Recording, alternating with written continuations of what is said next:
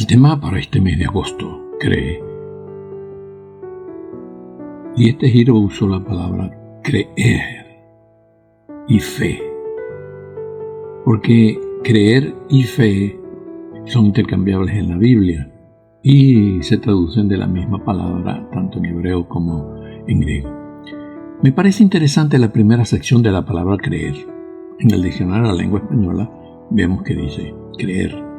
Tener algo por cierto sin conocerlo de manera directa, sin que esté comprobado o demostrado. Comparto también lo que nos dice el diccionario ilustrado de la Biblia. Fe es sinónimo de creer.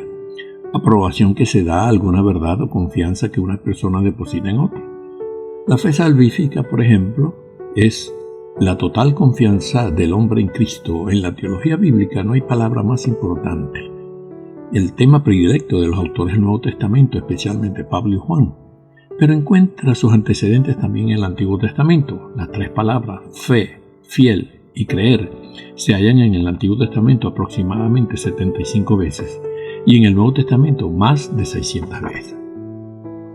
Veamos dos ejemplos sobre el uso de la palabra creer, con el mismo personaje bíblico, me refiero a Abraham, y los versículos siguientes, uno del Antiguo Testamento y otro del Nuevo Testamento. Génesis 15:6, y creyó Jehová y le fue contado por justicia. Gálatas 5:6, así Abraham creyó a Dios y le fue contado por justicia. La palabra amán en hebreo, que es una raíz primaria, tiene que el significado de levantar o mantener, criar como padre o enfermero, figurativamente rendirse, ser firme o fiel, confiar o creer. También tiene varias acepciones al español: hallo, haya, confiar, confirmo, crédito, creer, que es el que estamos usando, criar, cumplir, dar, verdadero, estable, fiar, fiel, firme. Y la palabra en griego es pisteo, tener fe en o con respecto a persona o cosa. Por ejemplo, crédito, por implicación, es confiar específicamente a Cristo el bienestar espiritual de uno. Y también se puede traducir como encomendar, fiar, guardar, confiar, creer, creyente. No olvidemos lo que hemos aprendido cuando estudiamos la conjugación de los verbos y solo mostraré el tiempo presente de creer.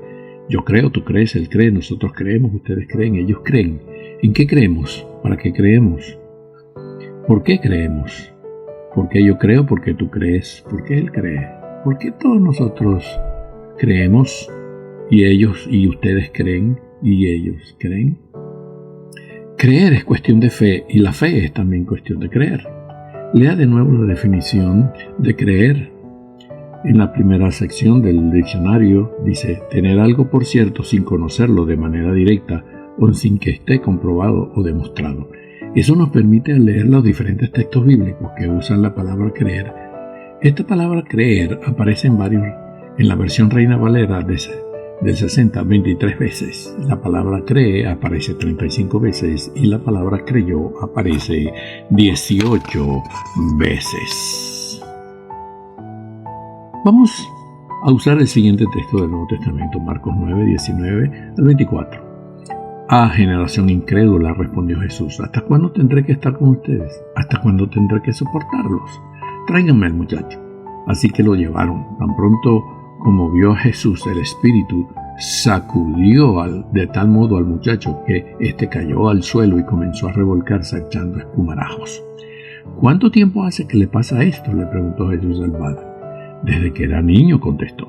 Muchas veces lo ha echado al fuego y al agua para matarlo. Si puedes hacer algo, ten compasión de nosotros y ayúdanos. ¿Cómo que si puedo? Para el que cree, la palabra pisteo, todo es posible. El verso 24. ¡Sí creo! Otra vez la palabra pisteo, exclamó de inmediato el padre del muchacho. Así que ayúdame en mi poca fe, y la palabra fe es pisteo. Vamos a ver las diferentes personas que se encuentran en este relato. Cada uno vive una realidad distinta. El padre atribulado está preocupado por la vida del hijo. El hijo que tiene el problema, ya que desde niño le pasa esto. Jesús se ha dado cuenta usted de la actitud de Jesús? Cuando el espíritu tira al niño al suelo y hace todo el espectáculo, Jesús lo ignora y se dedica a hablar con el Padre. Los discípulos que no pudieron hacer nada por el niño, y la multitud que está ávida de ver el desenlace del espectáculo. Para pensar.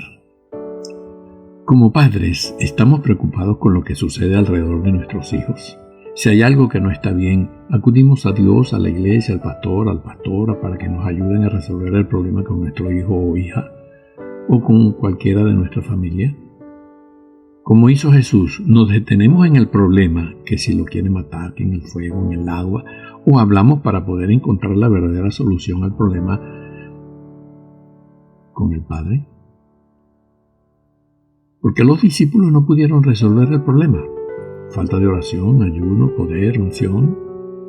La amistad, la multitud, el resto de la iglesia, ¿estamos concentrados en orar, clamar para que Dios cambie el problema o solo somos espectadores para ver qué es lo que sucede? Para memorizar, verso 23.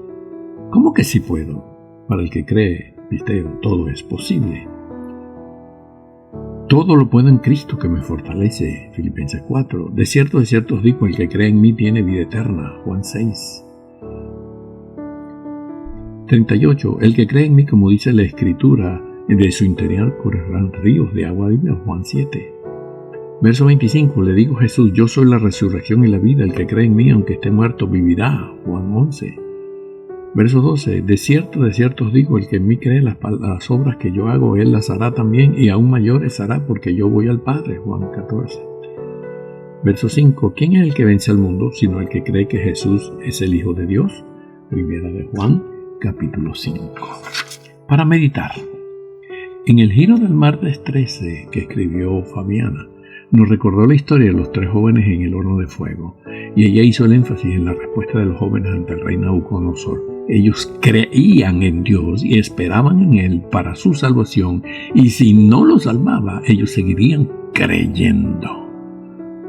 Para responder, yo me pregunto y les pregunto a ustedes, ¿creemos que lo que está pasando en el país está bajo el control de Dios?